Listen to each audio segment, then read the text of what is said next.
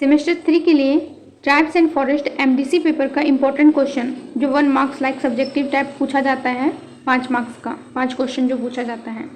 तो question number 1 है, भारत का सबसे बड़ा वन क्षेत्र वाला राज्य कौन सा है? मध्य प्रदेश।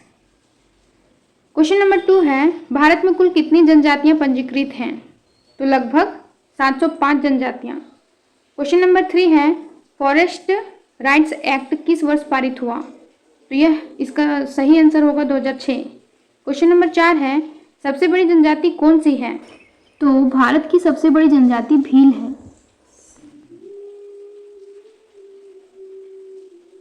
क्वेश्चन नंबर 5 है, भारतीय वन अधिनियम कब लागू हुआ? एक यहाँ पे भारतीय वन अधिनियम है और ऊपर जो था वो क्या था?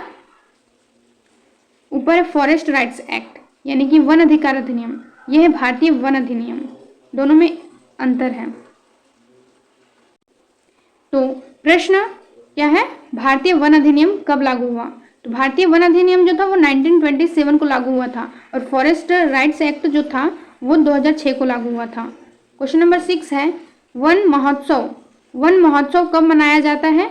तो इसका आंसर होगा जुलाई का पहला सप्ताह। जुलाई के पहले सप्ताह में वन महोत्सव मनाया जाता है। क्वेश्चन नंबर 7 है, ट्राइफेड की स्थापना कब हुई? तो 1987 में हुई थी ट्राइफेड की स्थापना, 1987 में। क्वेश्चन नंबर 8 है, भारत में कुल कितने राष्ट्रीय उद्यान हैं? तो 2024 तक भारत में कुल कितने राष्ट्रीय उद्यान हैं? 106 राष्ट्रीय उद्यान हैं। क्वेश्चन नंबर 9 है, शहद किस लघु वनोपज में आता है? शहद यानी कि मधु, तो शहद जो होता है वो किस लघु वनोपज में आता है? तो ये खाद्य लघु वनोपज में आता है, खाद्य लघु वनोपज में आता है। क्वेश्चन नंबर 10 है, हड्डियों के दर्द की आयुर्वेदिक दवा सलाई गोंद किससे प्राप्त होता है? तो ये पेड़ से प्राप्त होता है। सलाई गोंद किससे प्राप्त होता है? तो पेड़ से प्राप्त होता है।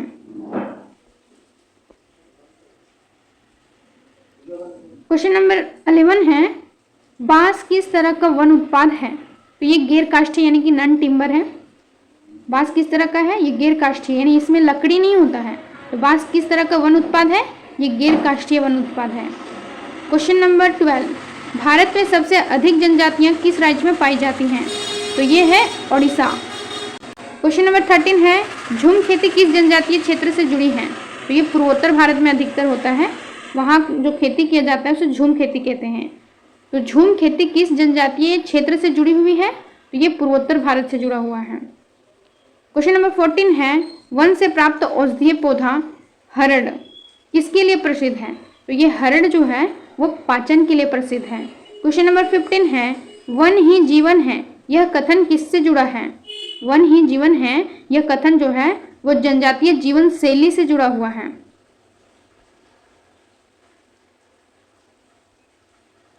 क्वेश्चन नंबर 16 है, वन्य जीव संरक्षण अधिनियम किस वर्ष पारित हुआ था? जो ये वन्य जीव संरक्षण अधिनियम है वो किस वर्ष पारित हुआ था? तो 1972 को पारित हुआ था। कब पारित हुआ था? 1972 को पारित हुआ था। क्वेश्चन नंबर 17 है, अनुसूचित जनजातियां संविधान की किस अनुसूची में आती हैं? अनुसूचित जनजातियां जो है वो संविधान की किस अनुसूची में आती है? तो ये संविधान के 5वीं अनुसूची में आती हैं। क्वेश्चन नंबर 18 है, भारत में जनजातीय मामलों का मंत्रालय कब बना? जो जनजातीय मामलों का मंत्रालय है, मिनिस्ट्री ऑफ जनजातीय मामलों का, तो 1999 में बना था, 1999 में बना था। क्वेश्चन नंबर 19 है, वनवासी शब्द का शाब्दिक अर्थ क्या है? तो वनवासी शब्द का शाब्दिक अर्थ होता है जंगल में रहने वाला। क्वेश्चन नंबर 20 है, कौन सी जनजाति नीलगिरी पहाड़ियों में पाई जाती है? टोडा जनजाति जो है वो नीलगिरी पहाड़ियों में पाई जाती है। कहाँ पे पाई जाती है? नीलगिरी पहाड़ियों में पाई जाती है टोडा जनजाति। क्वेश्चन नंबर 21, भारत का सबसे घना जंगल कौन सा है? तो पश्चिमी घाट में स्थित है। तो पश्चिमी घाट में जो है ना भारत का सबसे घना जंगल है। क्वेश्चन नंबर 22, आदिवासी शब्द का पर्यायवाची क्या होगा? तो आदिवासी शब्द का पर्यायवाची जो है वो मूल निवासी, आदिवासी यानी कि मूल निवासी। क्वेश्चन नंबर 23, वन कानूनों के कारण जनजातियों को किस समस्या का सामना करना पड़ा? तो सबसे ज्यादा जो समस्या का सामना करना पड़ा था वो था विस्थापन। क्वेश्चन नंबर 24, बांस और लकड़ी किस प्रकार के वन उत्पाद हैं? बांस और लकड़ी, तो ये कच्चा माल है। क्वेश्चन नंबर 25, जनजातीय खेलों का मुख्य आयोजन कहाँ होता है? तो झारखंड में होता है। क्वेश्चन नंबर 26, कौन सा वृक्ष आदिवासियों में पवित्र वृक्ष माना जाता है? पवित्र वृक्ष माना जाता है, तो वो है साल। गोंड जनजाति किस राज्य में पाई जाती है? तो वो मध्य प्रदेश में पाई जाती है। गोंड जनजाति कहाँ पे पाई जाती है? तो वो मध्य प्रदेश में पाई जाती है। किस राज्य में? मध्य प्रदेश में। क्वेश्चन नंबर 28 है, वन आधारित आर्थिक गतिविधि का एक उदाहरण दीजिए। तो ये शहद उत्पादन हो जाएगा। एक उदाहरण मांगा है तो शहद उत्पादन लिख दिए। रबड़ उत्पादन भी हो सकता है, चाहे रबड़ उत्पादन, ये सब हो सकता है। क्वेश्चन नंबर 29, जनजातीय लोक नृत्य का एक उदाहरण क्या है? तो संथाली नृत्य। संथाली नृत्य क्या है? ये जनजातीय लोक नृत्य है। क्वेश्चन नंबर 30, तो पारंपरिक दवाओं में प्रयुक्त पौधा नीम किसके लिए प्रसिद्ध है? जो ये नीम है वो किसके लिए प्रसिद्ध होता है?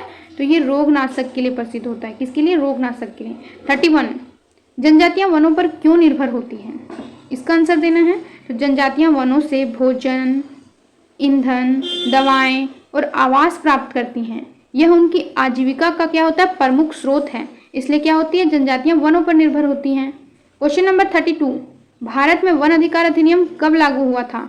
तो वन अधिकार अधिनियम 2006 में लागू हुआ था, फॉरेस्ट राइट एक्ट।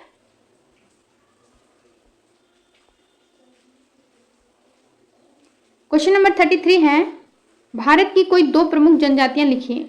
तो भील और संथाल भारत की प्रमुख जनजातियां हैं। क्या है? भील और संथाल जो है वो भारत की प्रमुख जनजातियां हैं। क्वेश्चन नंबर 34, वन अधिकार अधिनियम का उद्देश्य क्या है? इसका उद्देश्य जनजातियों को उनके पारंपरिक वन, जनजातियों को क्या करना? उनके पारंपरिक वन भूमि पर अधिकार देना है। जनजातियों को उनके पारंपरिक वन भूमि पर अधिकार देना ही इसका उद्देश्य है वन अधिकार अधिनियम का। वन अधिकार अधिनियम कब लागू किया गया था? तो 2006 को। 35 है, किसी एक कानून का नाम बताइए। किसी एक वन कानून का नाम बताइए। तो किसी एक वन कानून का नाम हो जाएगा भारतीय वन अधिनियम 1927। भारतीय वन अधिनियम, इंडियन फॉरेस्ट एक्ट 1927। 36, वनों के बिना जनजातीय जीवन पर क्या प्रभाव पड़ेगा? तो उनके जीवन यापन के साधन। तो आंसर क्या होगा? वनों के बिना जनजातीय जीवन पर क्या प्रभाव पड़ेगा? इसका आंसर होगा उनके जीवन यापन के साधन, भोजन, आवास और संस्कृति समाप्त हो जाएंगी। अगर वन नहीं रहेगा तो वनों के बिना क्या होगा? उनके जीवन यापन के जो भी साधन होते हैं सब वन से ही प्राप्त होते हैं। उनका भोजन, आवास, संस्कृति सब समाप्त हो जाएगी। क्वेश्चन नंबर 37, वन प्रबंधन से आप क्या समझते हैं? तो यह वनों के संरक्षण, उपयोग और पुनः विकास की प्रक्रिया है। वन प्रबंधन मतलब क्या होता है? तो वन प्रबंधन से आप क्या समझते हैं? तो यह जो होता है वन प्रबंधन जो होता है वनों के संरक्षण, उसका उपयोग, उसका पुनः विकास की प्रक्रिया होती है वन प्रबंधन। 38, क्या सभी जनजातियां वन क्षेत्रों में रहती हैं? क्या सभी की सभी जनजातियां वन क्षेत्रों में रहती हैं? नहीं, कुछ जनजातियां नगरों और मैदानी क्षेत्रों में भी रहती हैं। क्या है? लघु वनोपज का एक उदाहरण दीजिए। उस समय हम लोग क्या दिए थे? शहद। यह है दूसरा क्वेश्चन। इसमें महुआ, शहद, रबड़, ये सब क्या है? लघु वनोपज है। 40, जनजातीय हस्तशिल्प के लिए कच्चा माल वनों से कैसे मिलता है?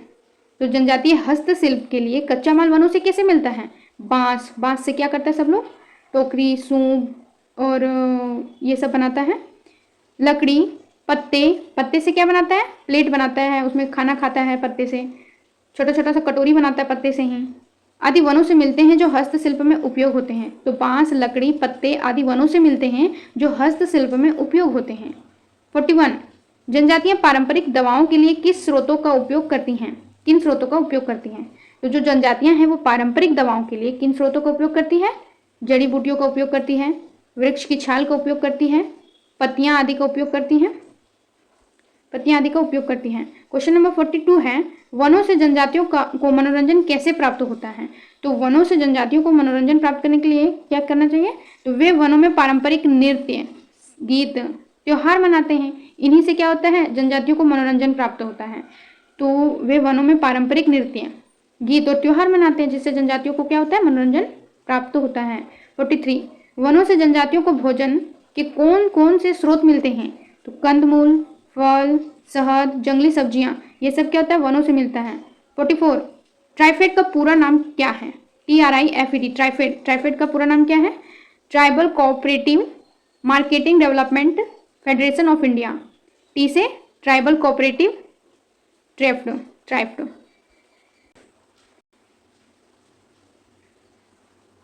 TRIFED, ट्राइफेड होता है। तो ट्राइफेड TRI से हो जाएगा tribal, tribal, tribal cooperative marketing development federation of India, और फेडरेशन का जो FED है वो ये FED हो जाएगा। इस प्रकार से इसका फुल फॉर्म बनेगा। तो ट्राइबल का यहाँ TRI लेंगे, tribal cooperative marketing development federation of India, federation का FED मिलेगा, तब जाके बनेगा ट्राइफेड।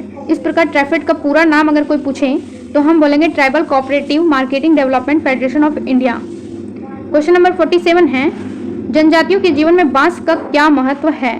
तो बांस से वे घर बनाते हैं, औजार बनाते हैं, टोकरियाँ और हस्तशिल्प बनाते हैं। घर, औजार, टोकरियाँ और हस्तशिल्प बनाते हैं। बहुत प्रकार के हस्तशिल्प होते हैं जो बांस से ही बनाया जाता है। तो ये 1 मार्क्स का क्वेश्चन था। ये सब बहुत इंपॉर्टेंट है जो कि पूछा जा सकता है।